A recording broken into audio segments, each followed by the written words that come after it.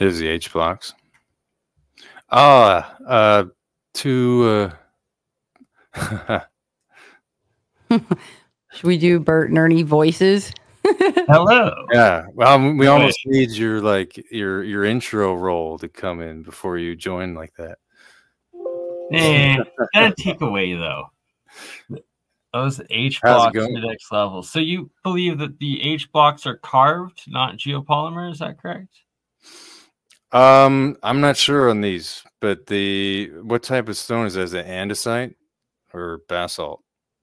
I'm not sure. Wait, Bernie, really quick before, did you hear the part, like he showed me some wall, something that was like left inside, and to me I was like, I just feel like magnetics are involved in that, the way that it was designed. So he wanted to bring up, he's like, that's an interesting point that you're making, because I just felt like there was magnetics involved in that last example.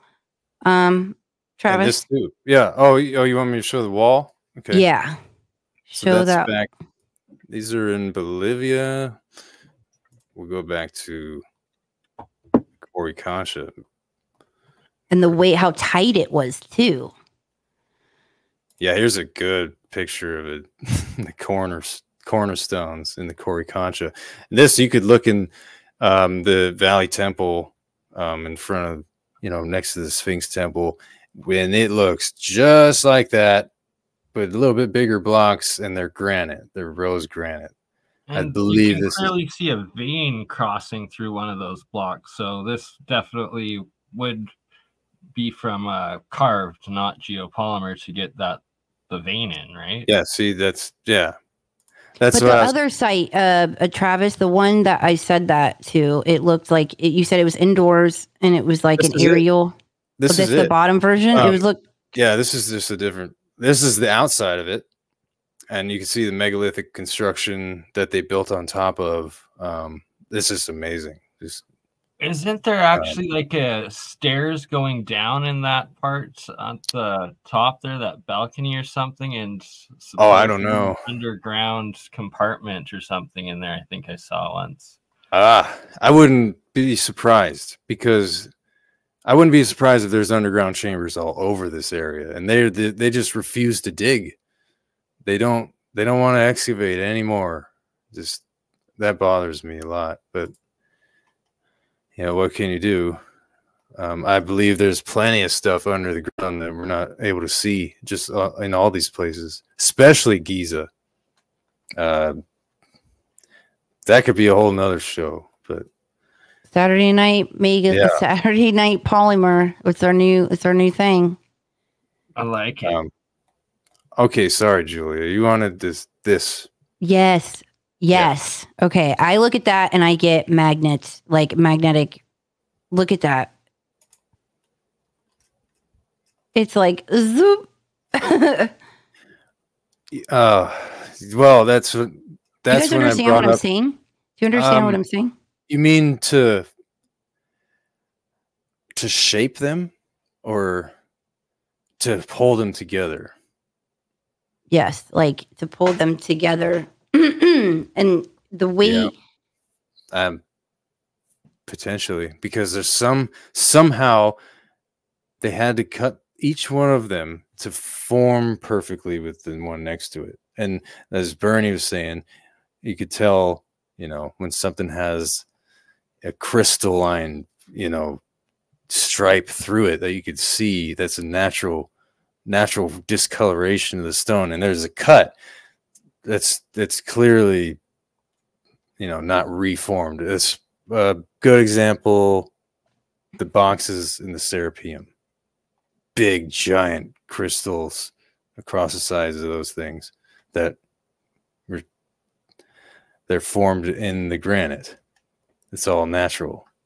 Yeah, and the crystal structure in the granite of those is the same as what you find in the quarries. Thus, it couldn't have been ground down to geopolymer compared to some of the sites which I wanted to bring up of Bob Greenier's work, where they came up with this device called the wind hex, which doesn't use electricity, just like vortexed air, and it's able to break the stone down on the molecular level. And then from that, he says they were able to use it for geopolymer, but that for just specific sites, right? It's like the majority of ancient sites were most likely carved, and there was just one era, one civilization most likely that did the geopolymer at some point in time in the past. Yeah, maybe, yeah. Wait, so how does it vortex? What did he say about it vortexing the air? Yeah, so this wind hex machine, it basically just creates like mini tornadoes of the air, which spinning so fast is able to break the ionic bonds in the stone, if I understand it correctly, down into the powder. And then from that, they then add in the lime, I believe it is, that is the catalyst and the chemical reaction for geopolymer to recrystallize and form. So it'd be like a giant factory with like, is it indoors? Is it outdoors? Like that sounds like some high tech stuff too. Is it under the ground? Is it beneath the earth? I think it's like in a little box thing, so like it could have been utilized outside. I need to get more info on it to answer that correctly. But it was the fact that it didn't need electricity. It was just you pumped air through it. So just like a mechanical pump would be enough to create the force to ionically break down the stone into dust, at which point you're then just carrying bags of it to turn into blocks where you're solidifying it. That's the thing. If we could see one of those bags, right? Exactly. Or just even the form of one of the blocks, right? Like the original casing that it would have been poured into, the mold, if there was a mold left anywhere, but there is not. So who knows? But doesn't it sound like more work than if you had the tools to cut it already? You know? It depends on the distance and the size of the blocks, but then you're bringing up the case that a lot of the giant blocks, it doesn't seem like it's been recrystallized, that it's the original crystal. So then that just adds to the mystery of it, and more likely that it was carved. So yeah, here we go. That's a perfect example right there. 100%. Like that had to been originally carved from out of the veins. Yeah, veins, exactly. You couldn't put in a fake vein into a geopolymer, like it's evenly mixed. Right. That was formed by the earth. Mother Earth did that. And then we cut it out. Someone did. I don't know about whoever you want that to be. I'm also open for interpretation there too. We see plenty of examples of potentially extinct versions of humanoid, like the giants, elongated skulls, the Paracas people, and those have been found all over the place. England, Peru, Turkey, Malta, where else? Siberia, Malta, Africa. Everywhere. Travis, did I ever tell you that when I met you? I felt like Travis was related to elongated skulls people. Hey, I would love to have brain that size. But you know what? I never hear anybody say. I mean, maybe there's people that say it. They that you hear aliens built the pyramids. You hear titans, giants, but you never hear anybody say angels built the pyramid. You never hear that. It's interesting. No, I haven't. I definitely could be. Let's say the same person who did the soul reading on me I was talking to you about, Julia. Mm-hmm. Another story, was also not really into this subject, like, as much as we are. But I asked her anyway. I'm like, so if you can, you could tap into these energies and get some answers. Who built the Great Pyramid? I asked her. She said it was giants, and she's not even into this stuff, and she said it was absolutely giants. But oddly, I asked her about those giant walls in Sacsayhuaman. She said that wasn't giants. And that actually surprised me. Like, really? Okay. Can you imagine the angels falling down here and being like, wait a second, like this isn't going to cut it. I need things that I had back home. Let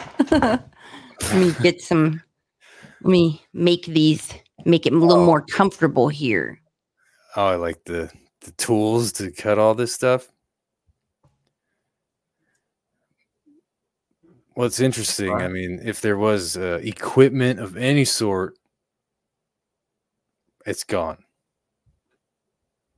I mean, we already see examples of, what's that navigation device they found? Antikythera machine or something? Yeah, Antikythera machine. Yeah. So that is maybe one example of, ancient high technology, but we just happened to find it because it was in the bottom of the ocean.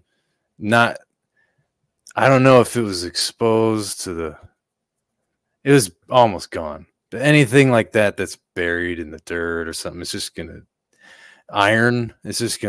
decompose, turn into dust, and there it goes.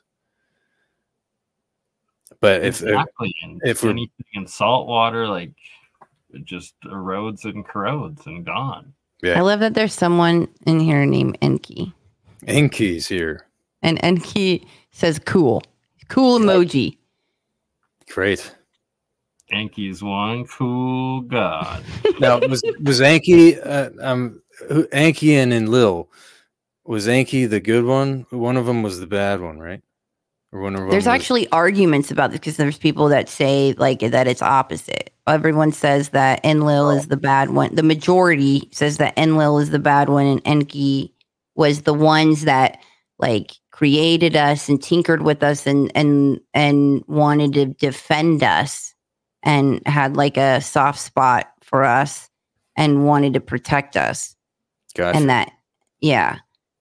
But then there's ones that are like, you have it backwards.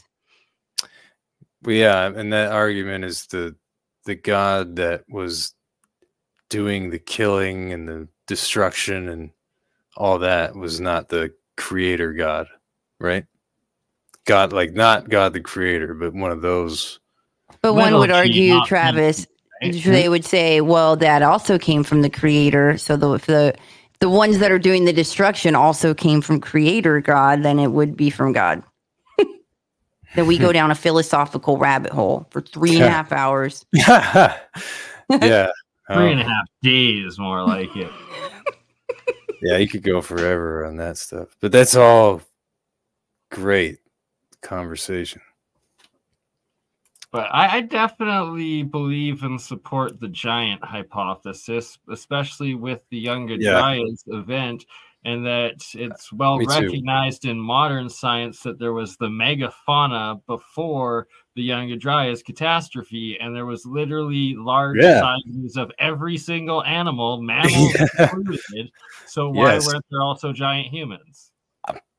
That's very good argument. I haven't actually heard that one. But it's more, there was giant beavers, giant sloths, giant armadillos, giant mammoths, mastodons, saber-toothed tigers, literally giant everything's, giant dinosaurs, which are reptiles, everything. Dinosaurs are then huge. There had to be giant humans too. Why not? Right. Now, especially if, let's say, the Sahara Desert used to be a jungle. Imagine the oxygen levels of the planet back then compared to now. Yes. I heard we used to be silica based, and that's why everything used to be larger. Like it was silica based, and that's why you see these remnants of large trees, these giant. Have you guys seen like the giant thing? It looks like giant petrified mushrooms. Oh no. Yeah, but silica based is like stone and sand. We're carbon. Well, it is now. I'm just of that. We used to be silica-based beings, not carbon-based beings. We're carbon-based now. That's there was a swap, but maybe on another planet, like the higher density gas giants or something, that would make sense. Yeah. Made a stone on like Jupiter so the insane gravity doesn't crush you. Could be.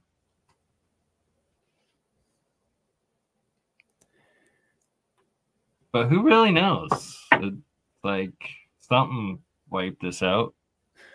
Right. Wait, so we were talking about geopolymer burning. I'm not really clear on what because I know it's an argument, and I know that there's been friendships, the community ripped apart. I mean, so I don't.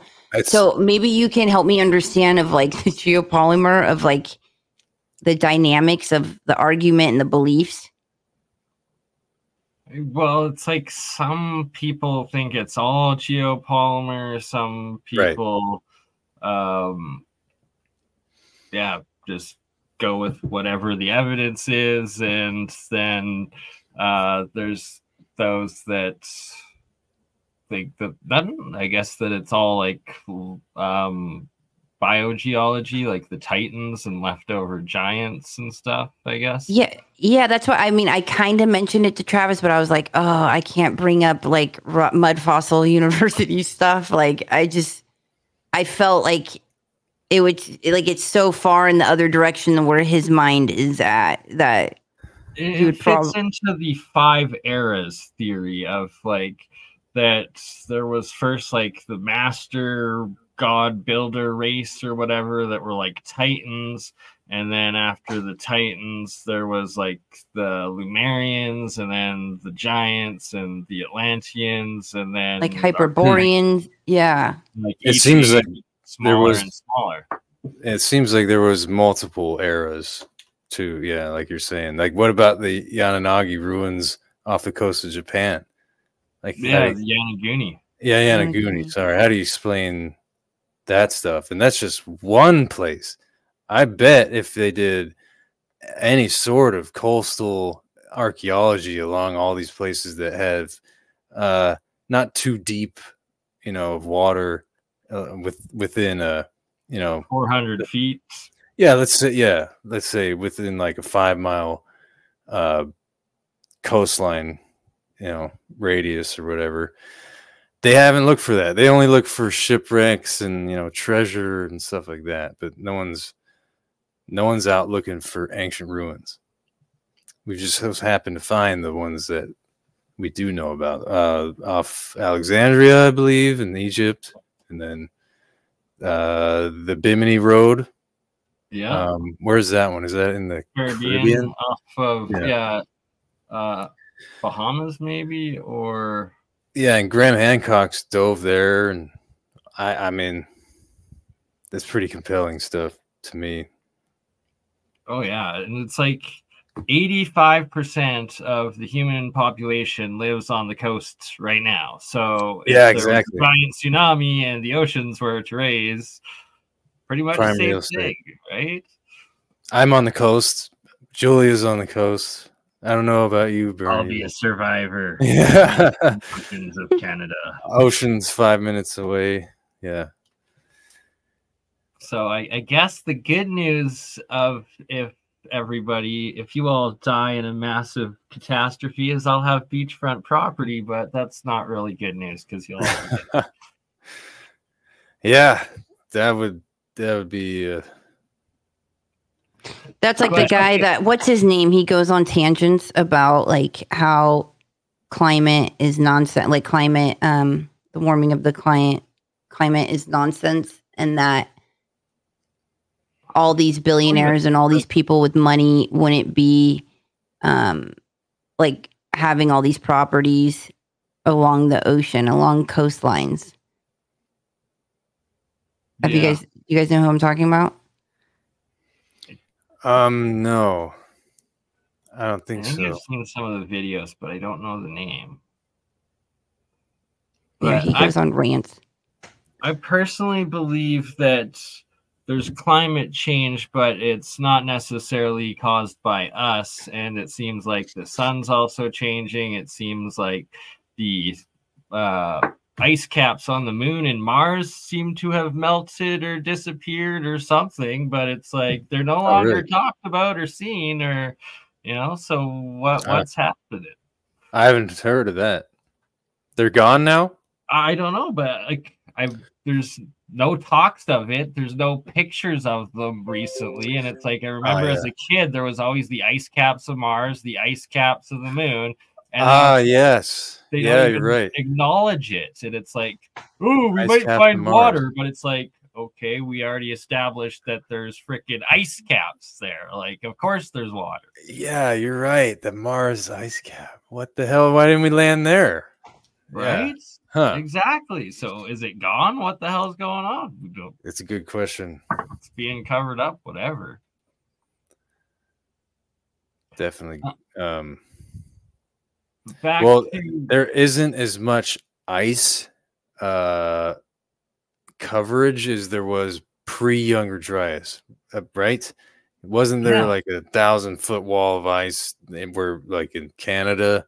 Yeah, I believe that's what they say. Yeah, it's like pretty much all of Canada was covered by an ice sheet, so that the equatorial areas were shallower with more land, and that how would it have been warmer if there was more ice, though? That doesn't make sense.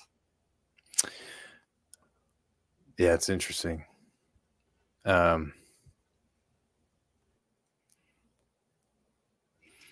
Different composition of air, more oxygen versus other things can change things, but too much oxygen, the air will just be flammable. Right? Boom. So, yeah. But I'm pretty sure, like, we know that when the dinosaurs lived here, the levels were really, really, really high, insanely high. Because there's just plants everywhere. But yeah, like that supported those giant animals, like you're saying. It also supported that because they needed that extra oxygen. They wouldn't be able to live now. You guys, you guys see the thing about? I think CNN even covered it about uncovering of a dragon. And I found it interesting because it was like right after it became the year, like, because it became the year of the dragon, February 2nd. And then I saw that article and I was like, no way. You're going to have to pull that up. Yeah, I'm going to grab that. I'm going to grab that. I definitely haven't heard of that. But it's like dragons are literally in the fossil records as dinosaurs. So, yeah, dragon. Scientists unveil 240 million year old dragon fossil. And what date was this? Dragon fossil. February 23rd. This was February 23rd. So, 20 days after it became the year of the dragon? And it shows it. Do you want to see the picture? Yes. Oh, hold on. We got to make you large. Oh, you could do that? There we go. So there's the photo of it. And then... What the hell? Yeah. And then, newly discovered fossils have allowed scientists to reveal a 240 million year old dragon in its entirety for the first time ever. National Museum Scotland said in a statement on Friday. The 5-meter long reptile from the Triassic period in China was first identified in 2003, but after studying 5 newer specimens for 10 years, scientists were able to depict the entire creature, which is named Dinocephalosaurus orientalis, one fully articulated fossil. The last to come to light offered a beautiful, complete specimen from the tip of the nose right down to the tip of the tail. That's so weird. Like, what is differentiating this one for them to call it a dragon, though? Right? It's yeah. That was. And it's got a really long neck. This is interesting. This is really interesting. Yeah, it's like I'm still baffled by the function of the long neck. They did an artist rendition, which kind of makes me think of what's its name from Ogo Pogo? No, the Loch Ness. Loch Ness. Doesn't it have like a Loch Ness vibe? I got it. Yeah, a bit. That's But the that's fact the artist's rendition. that's the artist's rendition of it. I got, if you want to pull up my other screen, I have that picture you were showing us. That's what this is, right? Yeah. Looks like Oh, wait. Dragon fossil in full. Where? Let's see. So everything else a dinosaur, but this suddenly is a dragon. And they revealed this 20 days after it became the year of the dragon. That's hilarious. Okay. Weird. So it was, yeah. It looks like one of those water dinosaurs. Cephalopod or something, I think they're called. Right. They see the arm. It looks just like it. Yeah. Looks like a normal dinosaur skeleton. What if? But the thing is, in Chinese zodiac, like, you're telling me that all the animals exist except for one of the Chinese zodiac signs, which would be a dragon. Which, like, so I don't know. I believe in dragons. Well, I just believe that dinosaurs and dragons essentially were one and the same, and that humans or humanoids lived alongside them at some point. Yeah, maybe. You guys imagine flying on a dragon. Like, imagine being like, I got, like, okay, is it snowing? Like, I'm gonna like flying on a dragon. I think it would eat you first, but that would be interesting. I don't know if you would want to see that. But this right here was a water creature for sure. See the hand? Yeah, like paddles, right? Like, yeah, those are paddle flipper bones. Maybe this was like originally the rib cage along here, and it got like blown back or something. It looks like it was twisted, but then the tail goes this way, right? Like, what is this part? Yeah, it's a giant parasite, ladies and gentlemen. Mm-hmm. It's protozoans ancestors. It's the same thing as what people that like Loch Ness Monster. Oh, I can't even get out of that. Goodbye. Yeah. I don't know if you had any more for this one, but. Oh, wait. Sovereign Cosmic Wildman says, yo, that heart shape is so obvious. Why is no one seeing what I'm seeing? Wait, go back to the picture. What heart shape? I see hearts in everything, wild man. It's my problem. This? Oh, the heart right there. Like, to the right. Yeah, we see the heart. Mm-hmm. That's where I was saying this looks severed, and like it was originally a little, going along with this, but it separated. Oh, is he saying? Wildman? Are you trying to say like this was buried in a way, like in a heart form of like there was honor in it, and it was done on purpose? I don't know. This is in the stone. This is in rock. That is a fossil in stone. I wish they would show more than this picture. You know, why is it just that picture? If you have what the hell is that?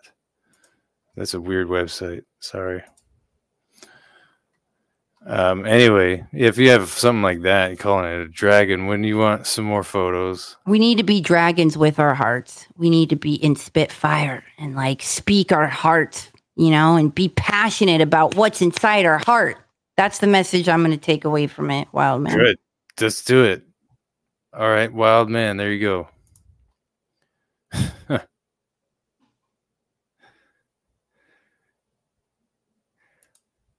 Actually, Cosmic Wildman had like a great video. Bernie, remember that? You showed his video of a really cool spot. So I myself believe I have experienced either a Thunderbird or a pterodactyl, petrodactyl / dragon, whatever the heck it was. But it was 3:30 in the morning. It was flying overhead. I was in Drumheller, Alberta, which is like Badlands that are very famous for the Royal Tyrrell Dinosaur Museum. And the whole area is filled with different caves and stuff. And it was like, all of a sudden, I just like got a shudder of like, when you feel like you're being hunted and prey. And all of a sudden, it's like I look up and it was a full moon and it gets blocked out by this giant thing. And I happen to have my laser pointer on me and I like lasered it. And as soon as like the laser hit the thing, and it was like a good 1,000, maybe a couple thousand feet up in the sky. So I was like high up, and that it just like dove and like disappeared. It was freaking wild. You hit it with the laser though. Yeah, I got it with the laser for like just like a microsecond, and as soon as like the laser hit the thing, it like went from gliding to just like diving. And oh, it was weird. Where was that at? Was Drumheller, Alberta. Was that cool places you were showing with your dog the other night with Hans? No, like that was that looked like Cappadocia. That was a cool spot, Bernie. Okay, I can show some more of that if you'd like. That's writing on stone. That was fascinating. Sure. I suspect writing on stone to be a former like civilized site or like megalithic site. And it's yet another Badlands. It's always the Badlands that have these very suspicious sites.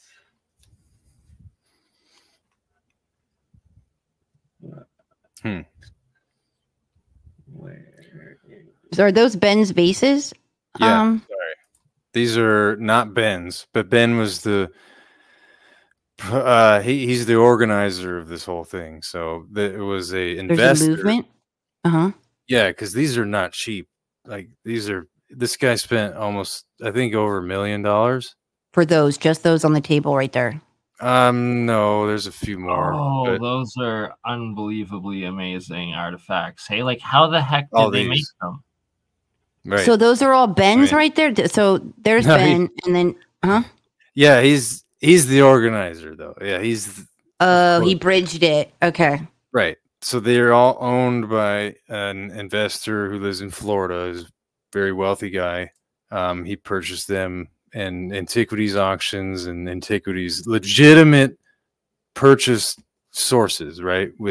And each one of these vases has provenance attached to it. Dating back to when they were either first sold or first procured in a museum and then either sold from there or whatever. So they all have history. For those who want to say they were made in modern times, no, they don't just sell fake antiques in any of these places that you would go to buy these. And you're not going to, yeah. It's you can compare them to the ones that are in the museums, and they're the same. So basically, he was able to organize. That guy is buying them. Okay, Ben knows Chris Dunn. Chris Dunn has the aerospace, lab up in Pennsylvania or whatever, and his son works there. So they use their equipment to then get some measurements on these. Have you seen any of the vase scan projects, Julia? No. I think Bernie probably has, but how recently were they done? Like, within the last year. I think it was like last November. I need to catch up on that. It's been about a year or two since about 2 or 3 years now. Since I started podcasting, I have not been able to watch as many podcasts, and I really need to catch up on Christopher Dunn's work, as he is amazing and one of the inspirations behind my own research, for sure. Okay, got it. But yeah, he was there. He's one of the main guys behind these measurements and the final data that they obtained from these vases. So this one he's holding is so thin that if you shine a flashlight in it, that's close up of Ben's face. The light shines through the stone. Wow. So they cut it so thin without breaking it, which is fucking amazing, because it's excuse my language. Whoa. Wait, this is blowing my mind. I can't handle it. No. This is a whole, like, Travis, what the heck, man? Why haven't you told me about this? I have cases of ammo we could pull out and just no. I have a weird, like, assumption that people know these things, and I just shouldn't do that. Well, we like your treasure trove. And what's that? We love your treasure trove of ammo of these OOPARTS, and that these are prime examples of stuff that are unexplained because you need powered machine tools to make them at the very least. And they're definitely not geopolymers either, because you can see that they have the original crystalline structure of them. It's not been ground down and reformed. Look at that. Look at those crystals. That's amazing, right? And what you can deduce from this, there's a dark, really dark black, kind of a gray, and then the light, probably quartz. This is multiple material on one surface. Each one probably has a different hardness, probably has a different requirement to cut versus the next one.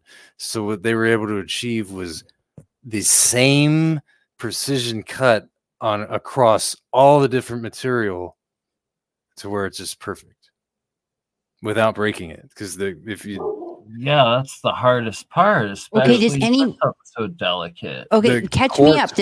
What are people's theories? Of course, I'm going to go for the roots of it. Like, what are people's like aerospace engineer? Like, what are people's theories? Okay, the only one really is that the only way we could do this today is on a 5-axis lathe. 5-axis is not one that just you hold in 2 ends and it spins and you carve around. No, it's literally a robotic arm that's able to do different, it could go in and left and right. You have 5-axis. This is 5 different directions that the blade that's cutting can move versus the linear type of lathe, which still doesn't explain the lug handles. The lug handles are unexplainable. Right. That's a very good point. Because you have the same precision round part all the way. If you measure from one lug handle to the other, the depth of that handle on the edge relative to the next one is the same. So somehow they were able to precision lathe not a full round surface. It was just it had to stop, and then it had to start again and come back many times or whatever. I don't know how many times, but you have some striations in this inside. If you see the marks here, you see a evidence of it being cut on the inside. So this supports like the no geopolymer being made, because definitely for this, these are not molds. This is cut. There's clear cut marks on all of these things, and the precision is off the chain. That's a whole. I could drop the link in the video, or the link to the video in the chat, but it's a good hour. This is amazing. This is so amazing. Like, this is in the live chat for everyone. This is Ben's work. Like, this is why he's one of the top guys out there. I have to agree with you. Uncharted X, just he's been everywhere and researching it for what, almost 2 decades now, at least a decade. 9 years. Oh, 9. Okay. He's been doing it professionally for 9 and into it for like 11 or 12. That's what he told me. Well, he has an amazing video editor, Travis. Thank you. Yeah, that channel. Can we steal you for projects? Sure. Yeah. Borrow. So I made these videos right here. All of these. Oh wow. That's a lot of work. Up to this one, I didn't do these. These are the older ones on this channel. So 3 months back was when that was the first one. So all the new ones now will be produced by me, and they're just capturing his super long streams and stuff he doesn't make videos out of, and I'll do that here. Yeah. Good. Yep. Well, I'm glad like you're my right hand man, and to be able to like have to share you to Ben. I mean, and that's why we're using his content to talk about this, because this is next level. Yeah. What better stuff to use, right? And he's all about that. He's not like, no, you can't use my stuff. Like, this is we're supporting his work here. He's all for that. That's another good thing about him too. He's not, dude, as thin as the art. I can't like. I'm obsessed. I'm gonna have to like remote view one of these vases. I want to know like. There's some better ones. The fact that it's thin like that. Yeah, so there's some ones in the museum that are broken, but they're so thin where they're broken you can see exactly. Travis, post the link. They want the link. To which one? Yeah, it's in my chat. He posted in your chat. I'm just copying it now. Okay. This is Guardian Jackpot. You're fucking out of here, dude. Sorry. Enough of that crap. I missed it. He's just posting bullshit. Well, this is why you're my moderator, so I don't have to deal with that. Wait, someone else? Uh-oh. Uh-oh. That was a mistake. Sovereign Cosmic Wildman. You're good. There. My bad.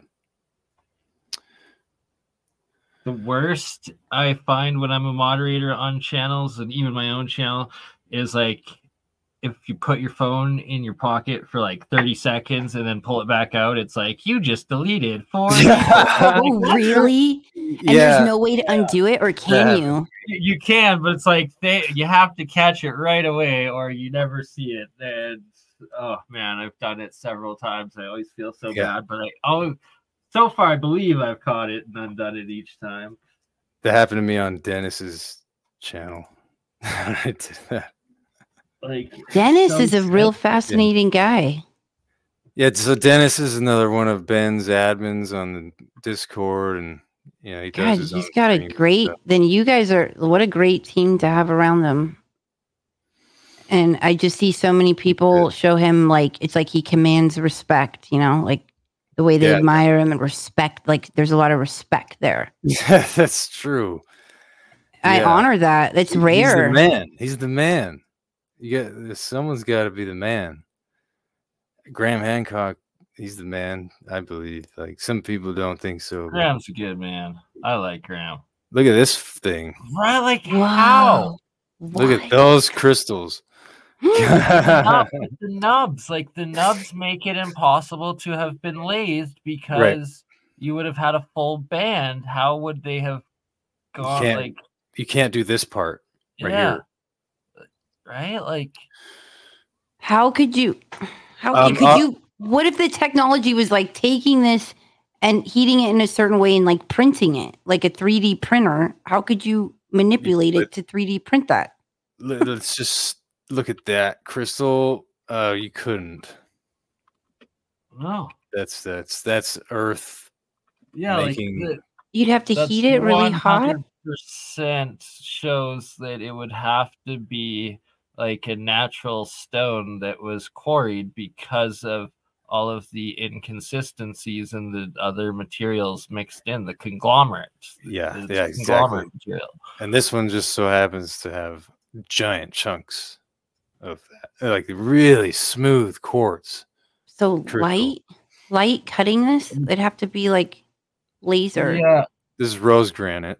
So the other ones are, there's another rose. Look at that giant.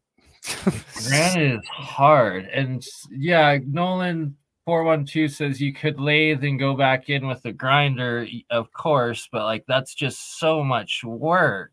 Yeah, and then it wouldn't be as precise though, because Yeah, they're measuring. How is it that precise? Yeah, right. We haven't seen the full details of the investigation of that they're exact, right? It's precise, like you said. Yeah, and that's symmetry is exact. Well, this is here we go. So this is a good timing. That's that one you were looking at with a flashlight. There you go. Yeah. Wow. That's the one that rocked my world. Yeah. Literally. A few of them rocked it. And here it is getting measured. So see how they have thin, yet still the two knobs or whatever that attach. Yeah, they're holding up. Yeah. And you see how they're measuring that circle where the knobs are, or the handles are, to get that. And see that one jumped and it goes back down. Now I've noticed the gauges are not moving much. You have to understand, each one of those notches on those gauges is 1,000th of a millimeter.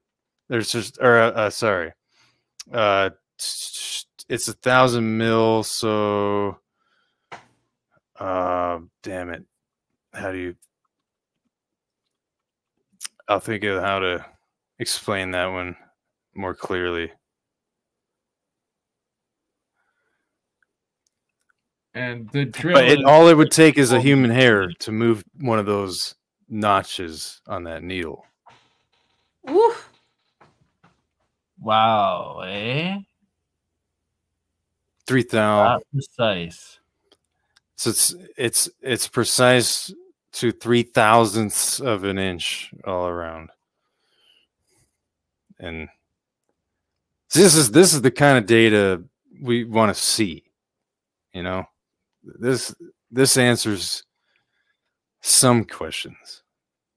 It's like it's not impossible to replicate or make something like that today, but you're definitely using power tools. Like you're not, and it's going to take a lot of time. Like, and the smallest little like chip, who was going to do that? Start all over. You would have to pay someone to do that, and they would have to have that capability, and then we could experiment ourselves. There's probably places that make vases like this, like stone vases. We could ask them how much something like that would cost, and what someone needs to do is have one made, and then go get it measured, and we could compare. Let's see how the ancient ones compare with something that was made today. They did that on this video, but it was with a new marble vase. I think it was this video. So that purple one is 3D printed. Yeah, they made the STL of one of the scans of these. This is taking a long time to buffer. Damn.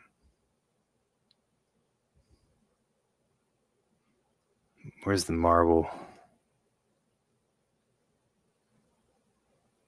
OG vase, spinner vase. Yeah, Julia, how about this one?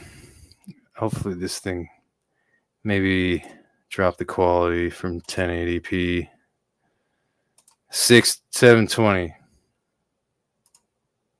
7, yeah. Still buffering. StreamYard uses so much bandwidth. Oh, is that why? Yeah, definitely. There we go. My Wi-Fi's.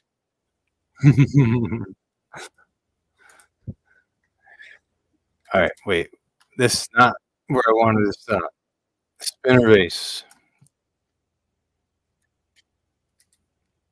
What do you think of that, Julia? Jules. She's gone. Oh, bathroom. she left. Okay. She'll be back. Yeah. Probably just grabbing her popcorn. We're going long. This is like an hour longer than. Yeah, I joined in and kept it going. Yeah, that's what happened. Appreciate it. Now we're just freestyle streaming. What it's about. Yeah. You're saying that there was an investor that bought a bunch of these, correct? Yeah. I would recommend to him that he should next invest into trying to recreate one or two to see and compare them. Right. I feel like he did something like that. But he also really didn't want to be publicized. Like he's kind of afraid. He's a really wealthy guy, so I don't know who he is really, but he didn't want Ben to. He said his name, and I think that's the extent of the publicity he got. And then he may have removed that later. I'll have to check, but he may have had to redact the name from his video, just because I know that guy didn't want to. Which sucks, but at least someone's doing it, you know. Otherwise, these vases would have went to people who would have never done any sort of studies on these things, or another museum, or they would have went into some rich person's antiquity collection in their mansion, and then that's it. We'll never see him again. So thank God the guy got these things. And interestingly, one of them, the serpentine vase, that's the material I was trying to, that green stuff. So serpentine. Finally remember the name of it. Where to go? There was one vase made out of that, and I found that on an antiquities auction site last year. And then really? I saw it, yeah, and here it is in the video. Where's the big? Let's just go to the pictures, because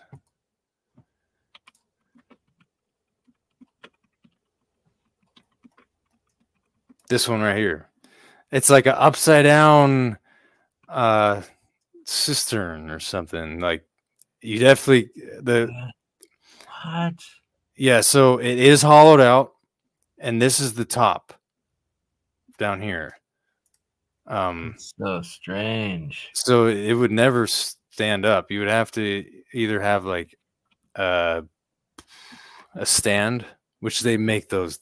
There are vases like this today with stands, like metal, has like steel ring and like 3 legs. I'm sure you've probably even seen one. So this is interesting. That why would you shape something like that though? Like back then, this doesn't make any sense. But this one was going for $8,000 or $9,000, I think, when I saw it listed. Wow, pretty cheap. Which is it's on the cheap. It's on the cheap side, and I think it's because it's serpentine, not like granite. Yeah, that one. Here it is. And I had to look up what serpentine was, but it's another igneous stone. Same kind of thing. It's got a bunch of different conglomerate material in it. That looks like the one that's at the Vatican of like the pineal. It looks like similar material. Oh, maybe. The cleavage on some of these stones and like how they chip and break and stuff. Oh, here's their hardness. Just that's what gets me on the difficulty of making them, especially in that time period. Right. Here's the inside of that one. And you could see along that lip, there's these lines, right? The veins, yeah. Well, not the veins. Oh, I see. Yeah, I see the lines. Yeah, the grooves. You can see the cut machine exactly. working. Even down there, you can see circular pattern, right? So this is machined in some way at the final stage too. This is a final cut on the inside, and it was done by some sort of machine. The outside seems to have been on all of these polished afterwards. So the inside wasn't polished, leaving your striations in your tool marks, and the outside, unless you find there seems to be remnants of broken ones in the bottom of the bent pyramid and Saqqara. Still, there's stuff down there of unfinished faces, and they're not started how you would imagine them to be started. It's like you would think, okay, you get a big block or like a square, and you hollow out the inside, and then you shape it. Like they were shaping it like completely backwards from how you would expect to start. And some of these things weigh so much that you would have a hell of a time putting them on any type of spinning wheel or like a wooden wheel of some sort. Like these things, for a heavy, like 80-pound piece of granite to be turned like that and machined, that's a freaking machine. Whatever. Those heavy vases. There's some examples of that in the Cairo Museum. There's a vase that's as tall.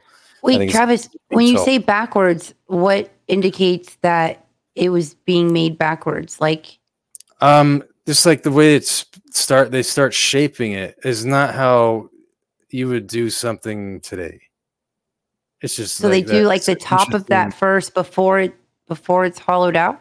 I have to find those pictures of that, but there's remnants. If you go on a special permissions tour, you can get in the bottom of the bent pyramid, and you can hold these things. You could physically touch these things. So you won't find any fully done ones like this there, just a bunch of pieces, but those pieces still show all the precision, markings, and like there's bottoms that are broken off, and the bottom itself is like a perfect circle. Just the inside bottom is like a perfect circular cut in the stone, and then there's I feel like so too. Like I feel like it had to do with the structuring of water and Schauberger. I feel like that's key. I agree with that comment. What is it? With what he's mentioning about Schauberger's work. Oh, I'm not familiar.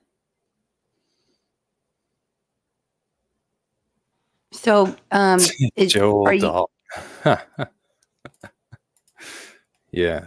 Did you see what he said? It's the butt plug of the gods. Oh yeah, no, there's jokes for sure going around on that vase. Giant one. This one.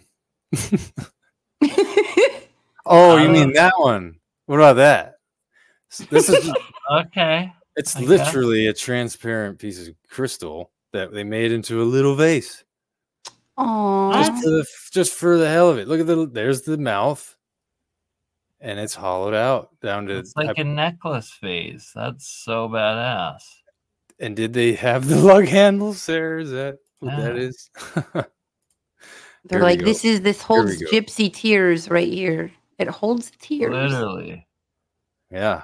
I guess that's or all they had a hell of a goes down to about here. They were a bunch of monoatomic gold junkies, and they have to keep it in something and take little sniffs of it. Yeah, that's the sniffing vial right there. And you think I'm joking? That's the funny part. Hey, who knows? See, this is an example of providence. So with each purchase, they all have their own history, and they better. Otherwise, you can't classify it as a legitimate artifact. So Yeah, well, I would love to see that pop up in the relic world. Like, you know, like, look, I made this see-through. There's no way to emulate it, right? I mean, good luck. Yeah, how do you need diamond tip tools to be working with all of this, especially granite from its hardness, the most hardness scale. It's like all 8 and 9. Right. So they've shined a light in the hole of that one. Well. Man, you could tell, I mean, the bottom of the inside stops here. But man, that's crazy. I don't know. Oh yeah, I can totally see that. Yeah, see the cone. You definitely need a diamond tip drill to be working that. Right, without breaking it, especially. Yeah. Or just like, no doubt. It can't be too violent of a tool, and the diamond tipped like a Dremel almost, like you would need for this. Something really precise. Exactly like that. But then how do you get that lip? Right, like how do you apply the pressure and the spinning without cracking or fracturing it? Yeah, that's right. And then similarly with the thin ones, somehow they didn't break. But yeah, this is the latest collection of stuff they've got. The original one is there in the center. So this one started everything. He got a hold of that one. They scanned it. He made the first 2 videos on this one. Someone did a mathematical analysis on it. Basically, you could take the flower of life, and that gets every measurement on this thing somehow. That's way above my head. Whoa. But whoa. Let me try to find a link to that one. Yeah, there's a whole mathematical analysis, and it's very long. It's a full report. Well, good thing we're starting Saturday Night Polymer, so we can cover this. This is a whole series. Okay. It's going to be amazing. I don't know if I necessarily call those polymer, though. No. Megaliths. That's fine, yeah. I just think it's catchy. It starts, like, literally when people mention geopolymer, I feel like it makes a lot of people angry. Like, where it's like, what? I don't know. It, like, instills something within you. It grabs you. Because it takes away from the masterpiece of the work, I think. Like, it's more interesting than that. Like, there's something even more impressive happening that we're just trying to, like, fill in blanks with, you know. But Saturday Night Granite. We got to think of a name. We need a name.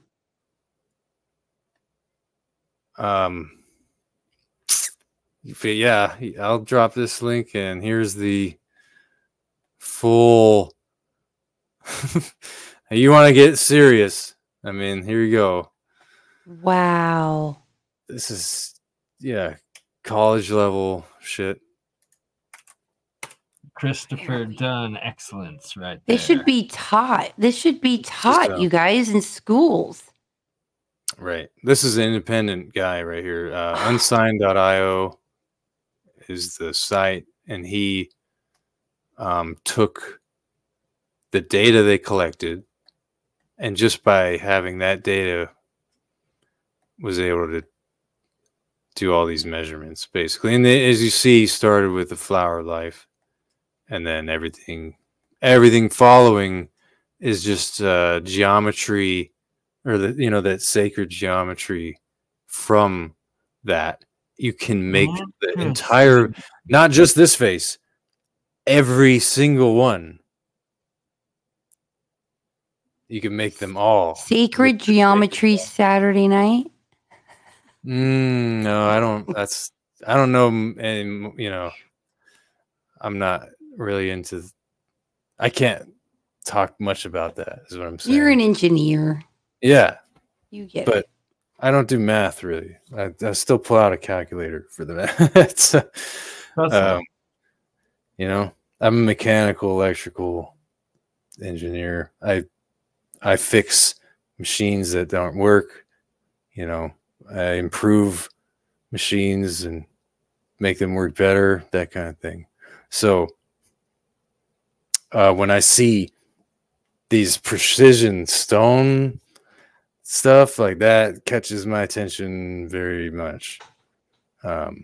Especially when all those history documentaries I watched, you know, growing up, and even recently, like 3-4 years ago, I watched the entire OdySee series with those Egyptologists on there and stuff. None of those 3-4 hour long documentaries ever show this shit. They don't touch it. But I mean, like, look, when I first saw it tonight, it ignited something within me, and it has me like instantly hooked, fascinated, hook line, like it woke something up within me and instilled something within me. And you just did that for several other people tonight, and hopefully a bunch of more people. But like, I feel like that's something that happens, and so the less people you show things to that happens to, the better. If you're trying to hide something and prevent that from happening. Yeah, you don't want thinkers to see something that looks off, right? So Dunn did these wait, it's not Dunn, Christopher Dunn, or that did this equation? It was no, this is a separate third party. I forgot his name, but the name of the website is unsigned.io. And yeah, the link's in the chat. I'll put it again, but you're welcome to check that out. I just skimmed through this. I mean, this stuff is over my head, but it's definitely compelling. And if you do understand this kind of stuff, by all means, dig into it. I mean, I was going to say, like, how, I mean, but yeah, I don't, you know, I can't read equations, and I don't know if anyone here did calculus or any of that stuff. A little bit, but that, God, 2 decades ago now. Yeah, I stopped with algebra. A lot of raves and parties in between then and now. Right. Well, now we need kava bars to rave on in. Kava bars and tinctures. Get your tincture on. Go take a girl out and get some kava bars. Yeah. IVs, some hydration IVs, some aminos in it. And well, tinctures are literally the beginnings of alchemy, and the main purpose of ancient alchemy was to take the essence or the amino acids and the oils out of plants and animals and minerals and turn it into a concentrated medicine / gosh, dating life and like would be amazing in that type of world. Like the aromas you would smell and the things that you would do. And yeah, it's sounding pretty romantic of like, hey, you want to go take some plant tinctures and some rose tincture? Take some flower essences and like, can I take you out for a flower essence shot? I'd be like, I'd melt and be like, yes. And it'd be like, oh, look at the structured water. Can I interest you? And like, this was bottled at Lourdes, France. Would you like to have some healing waters? Like, oh, can I interest you in a radium springs bath afterwards? Or, like, this is like the old, this is my fantasy. It's like my goddess fantasy. So that'd be amazing. Sounds nice. It does. Gonna have to come up to Radium Hot Springs sometime. Oh my gosh. That'll be like the best day ever. Me in a Radium Springs, Radium Hot Springs. Me at any hot springs anywhere. Okay. Yeah. Are you right on the Alberta border? I'm in Calgary, Alberta, and it's about 4 hours. I got a bunch of family on there. Okay. But I've yet to hike back into the actual natural hot springs and the radium deposits. And now that I've been exposed to all of the research on radium and its past uses, it's like I really got to get out there this summer and find me some radium. Yeah. And hopefully get health benefits and not die. I want to go to Blind Frog Ranch too. I heard they have healing waters there. I want to go on a healing waters tour around the world and go to all the sites. Right? There's so many. Like the magical French mountain that supposedly had, like, I think the Ark of the Covenant in it at some point, according it wasn't Graham Hancock. I think it was Nassim Haramine's story with that. But anyways, there's some mountain in France that has magical spring waters that was carved out and is like some giant anomaly. And there's a magical spring inside. Yeah, Lourdes, France. There's like a cave, and they've done all these miracle healings there, and they actually went to the Vatican and submitted, I forget how many, but reports of these miraculous healings that occurred because of their water, and it met all the requirements for it to be approved, but they wouldn't approve it. They won't approve it. They won't acknowledge it as a site. But I was like, well, people need to hear it. But there's a lot of people that don't know about that. But there's a place in New Mexico, all around the world. There's these spots, but they, I think, have like the most proof of all their, like files and stuff indicating it, of what the ailments were. Oh yeah, but this isn't medical advice, right? I gotta say Definitely that. Not medical advice. Don't eat radium or mercury. Yeah, definitely don't do that. Just say it. Just put it out there. Yeah, so Julia, when you go and run a compass in front of this right here, it's just gonna go crazy. It goes ape shit. Yeah, I pick up like magnetism, like magnetics. It definitely is magnetic anomalies. Is the stone where this is quarried from, is like at the quarry location, is it also magnetic, or is it just in the blocks? Good question, and I don't know if they know where the quarry for these was. But actually, I think you're right. I think the Puma Punka, like, they have yet to find it. Yeah. But they know where the base stones, Tiwanaku, like, let's see if I could just stumble upon one. Come on. No. Has Ben made a book? Has Ben made a book? No, not he yet. He hasn't? Okay. I think he's talked about it. Puma Punku. Same place as the H blocks. Where are those stones? Right here. Okay. No. This is all unexcavated. That's a problem. Right? I don't know why. See, they like made these walls of clay, and it's like, we're not gonna dig anymore. Yeah, we'll just show you this. Don't worry about what's back here, and that everything's sticking out, and yeah, everything's sticking out. don't dig any further. Don't worry. Definitely don't take a LiDAR drone over top of this area. Definitely don't do that. You don't want to see those chambers underground. Okay, 2025, we're all going there together. I want to go to Peru, yeah. BurnEye, there you go. Right? Why? Right out. What a whoa, somebody screamed. I need to take a picture. Leave that. I need to get a photo of that. Sure. Yeah. Literal mud wall over top of giant megalithic blocks sticking out of the ground. And they're satisfied with what is that, a 50th of it sticking out? Like, here we go. Yeah. We're done.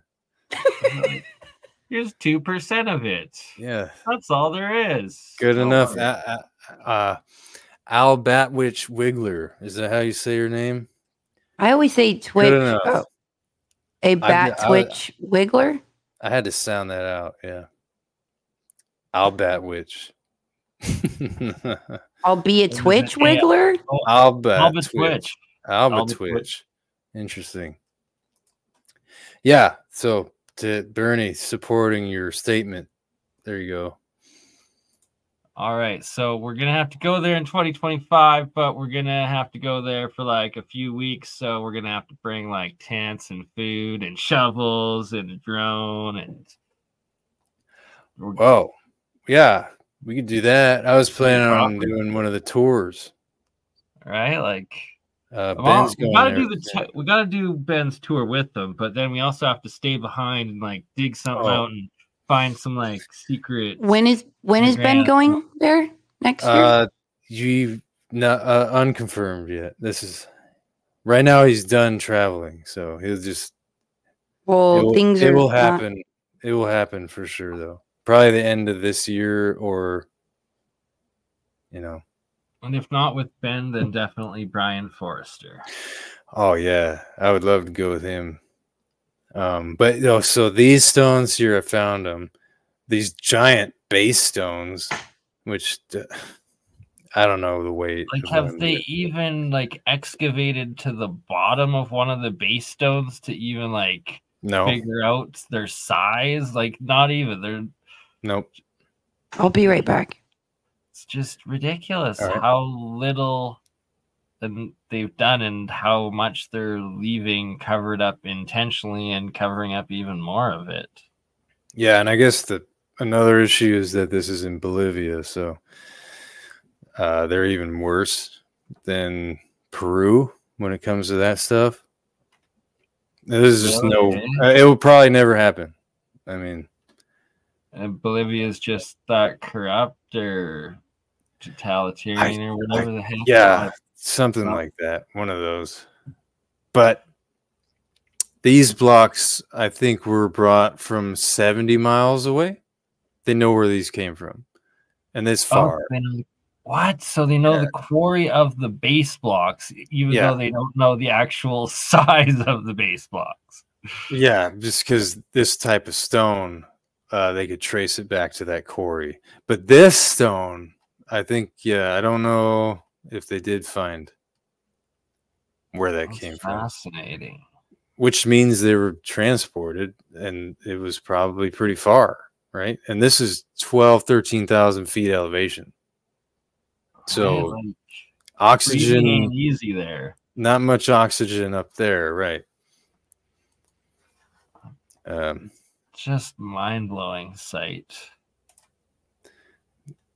Interesting carvings, yeah.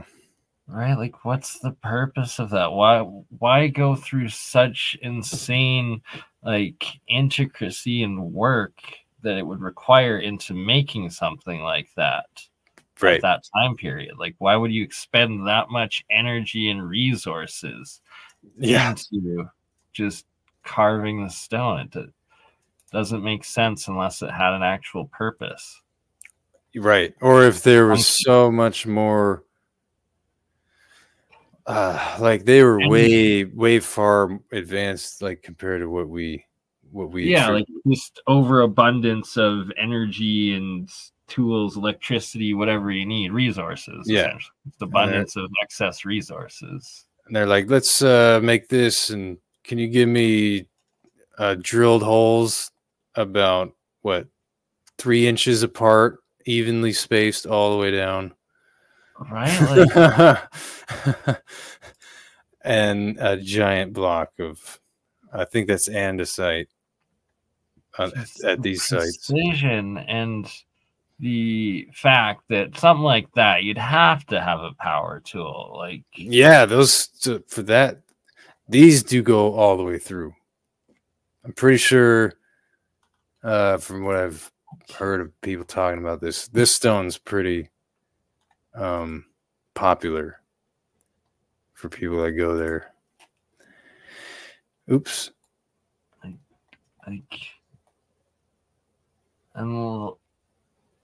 Nah. What's that? Well, with those lines, it's like maybe the first drill all the way down was like the drill into the rock, and then all of those other ones they drill through to try to like break them apart. Like this right, piece it's like coming off. To come off sort of thing. Like, but it just that doesn't make sense because the accuracy of the stones, they're precise. Yeah, like that would spacing be such a fracture, and I just don't know. Because your tool that makes that small of a hole, you would think that's for more precision than like we're going to use this to then break this giant piece off. Yeah, right. Exactly. Like, but then if we went back to the Quarry Concha, there's stones with these types of drill holes all over in there, and that's far from here. That's right. It's like Cusco is not close to Pumapunku. They were shaping and doing most of the block cutting at the actual quarries, not on the sites that they were building. Oh, I'm not sure. Yeah, it seems like they weren't, because you have things like the face of the Menkari pyramid, right? The granite casing stones, they were put in and then they started to smooth them out, but they obviously stopped, and you can see that there. But there's an example of them not finishing it before it was placed. It was placed, and then they went to complete. Just such a mystery. Yeah. Nothing. It just doesn't make any sort of sense in our current like paradigm and understanding of the past. That's for sure. Correct. How did this portion stay so perfect when, like, look at that? Yeah. Right? And was it a little eroded on one side and then perfect remaining 90-degree angles on the other? Yeah. That's interesting. Yeah, so that's the base stones, and they had these the big key, the clamp things for the keystone or the keystone cuts for the metal. Just wild. Right. So those are all over the world. I mean, we know that. It's like you see that everywhere. Literally Asia, Egypt, Africa, and the Americas. And like so if these are giant base stones being key cut in together, potentially the entire area was then covered with these base stones, like a giant floor, maybe.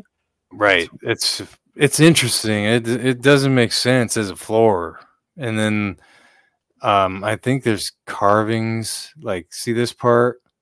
There's like squares carved into it that just don't seem to make any sense. Like, I don't know. That's interesting marks too, but let me go back. I'm gonna have to get off here pretty soon. Yeah, for sure. 3 hours in since you began, no doubt. Appreciate you staying this long, Travis. Pleasure to meet and interact. Yeah, same here. I will do this again for sure. I didn't have. She wanted me to do like a thing on the geopolymer, but I was just winging it, really. You did great, my friend. It's been awesome. It was awesome watching from the beginning. Oh, cool. Thank you. You've been here. It's just so wild. And like, why they refuse to let or do any actual excavations beneath it. Like, that's my biggest question over how it was done, because first we should see it all, right? And then we deduce what it is, right? Because you can't see a portion of it and then come up with all these ideas of what it was, because like all you got to do is dig a little further and all those ideas may go away. Like let's see it first.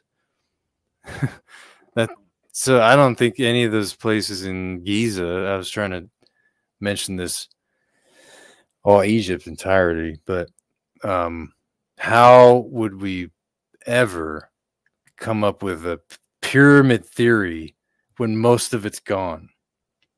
Yeah. Right? It's just gone and or buried. Yeah, that too, yeah. But like all the casing stones being gone, and like it's like a machine. Point. Yes, exactly. Half the machine is missing, so yeah, it's missing, right? How are you? Well, thank you, Travis. I think this ignites things within us, and if we all kind of have pieces to a puzzle, and it's kind of pointing in the right direction of looking at this and examining it, and rethinking our reality, and it could change things, right? Of coming together and asking the right questions. And like I was saying earlier, the way these were cut, the intent of a lot of these rooms of cutting it the certain way and laying it out like that made it induce certain specific frequencies.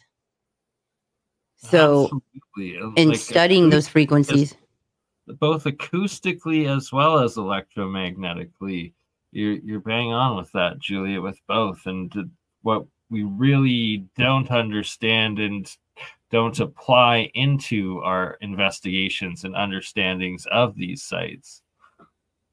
Like the Hypogeum of Malta is a great place to start on like why they carve them in these specific geometries, in these specific stones, and then the effects that it has of changing the voice to, is it that, I think it's 111, is it? It's also 111 hertz is in a lot of these sites. I think Pythagoras called it the God frequency.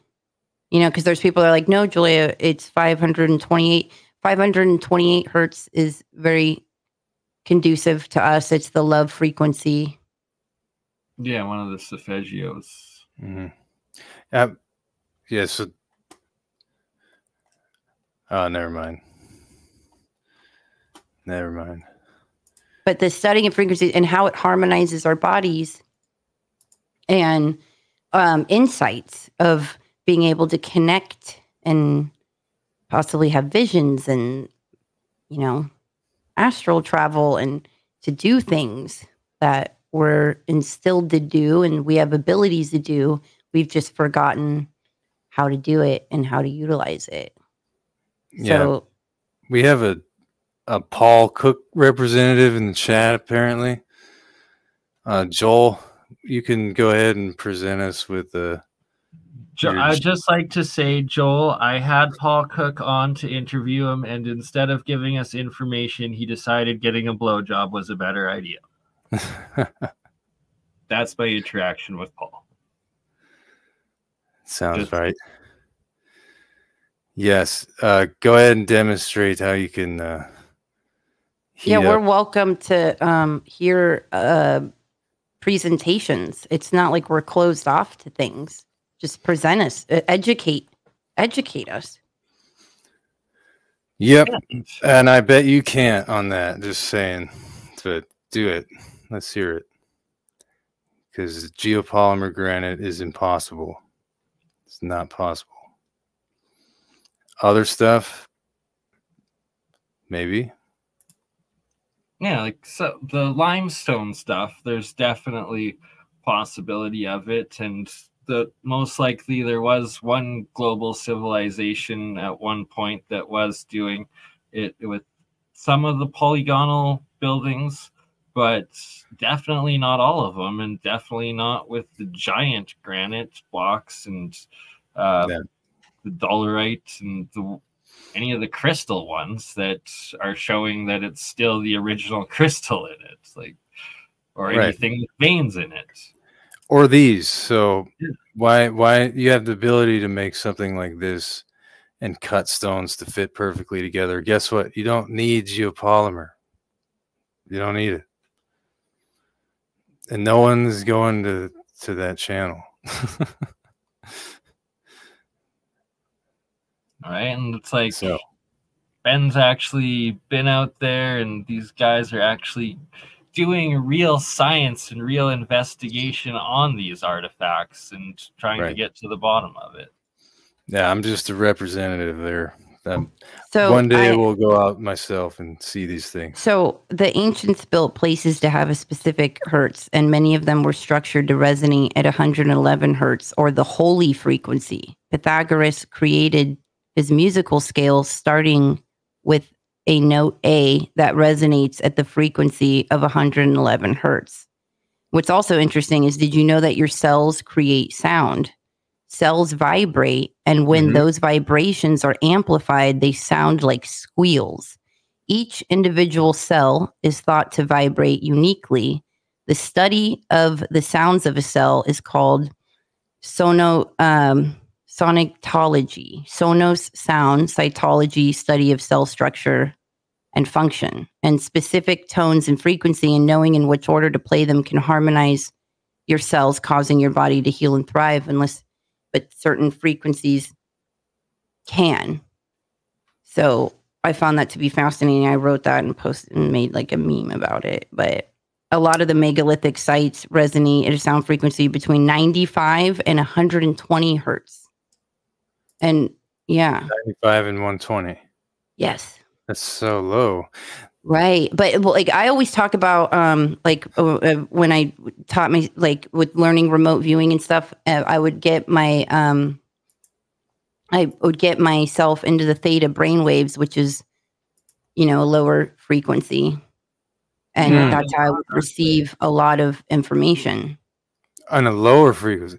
So what is it when you hear people say like that person's low vibration, low energy? Like, is that? I think it's like, okay, like the worst vibration, like, like think of it as like love is the highest vibration, love, joy. And the lowest thing you could feel is guilt and shame. It's the lowest vibration. And so I always say, like, try not to say sorry or, there's certain like lower I feel like they're saying there's somebody. When people use that, I feel like they're describing people that are about, that lie, steal, hustle, cheat, scam. They're about getting over on you like a lower vibrational way, being toxic, or just listening to their groanings, of being motivated by just sexual desires and things like that. Also on this topic of like the emotional energy state of higher and lower vibration, you're bang on with that. And like take it to another level, it's like when you're on a lower state, it's like you're fight or flight, basically. You're in survival. You're just like you're gonna act. You're not gonna think it through. You're just doing it.